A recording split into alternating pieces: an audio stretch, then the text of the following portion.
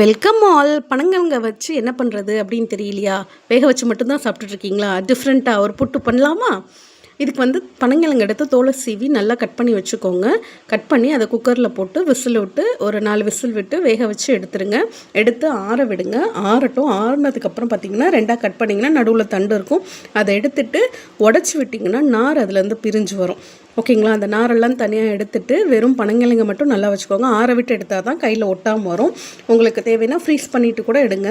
நாரெல்லாம் தனியாக பிரித்து எடுத்ததுக்கப்புறம் அதை வந்து ஒரு மிக்ஸி ஜாரில் போட்டு அது கூட ஏலக்காய் விதையை ஒரு 3 ஏலக்காய் விதையை வந்து போட்டு நல்லா வந்து பல்ஸ் மோட்டில் அரைச்சி ஒரு பவுலில் ட்ரான்ஸ்ஃபர் பண்ணிக்கலாம். அது கூட தேங்காய், உப்பு, சர்க்கரை, தேவையான அளவு சர்க்கரை ஆட் பண்ணி கலந்து சர்வ் பண்ணிங்கன்னா சூப்பராக இருக்குங்க. அது கொஞ்சம் ஈரப்பதமாக இருக்கிறதுனால நீங்கள் உருண்டை பிடிச்சி லட்டு மாதிரி கூட கொடுக்கலாம்.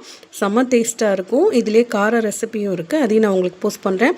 பனங்கிழங்கு எப்படி வேக வைக்கணும், எப்படி உரிக்கணும், பனங்கிழங்கோட பெனிஃபிட்ஸ் என்ன, இதெல்லாம் தெரியலன்னா ஆல்ரெடி நான் அதை பற்றி வீடியோ போஸ்ட் பண்ணியிருக்கேன். அதை டேக் பண்ணுறேன், அதில் பார்த்து தெரிஞ்சுக்கோங்க.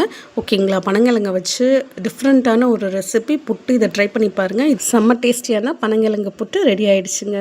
அதே தாங்க, அடுப்புக்கிட்ட நிற்கும் போது கடுப்பு இல்லாமல் பொறுப்போடையும் பாசத்தோடையும் செஞ்சு கொடுத்தா எந்த டிஷ்ஷாக இருந்தாலும் அல்டிமேட் தான். சப்ஸ்கிரைப் பண்ண கண்டிப்பாக மறந்துடாதீங்க. அப்படியே இதுக்கு ஒரு லைக்ஸும் போடலாம். Until I meet you again, tata baba from Aishu. Bye bye, take care.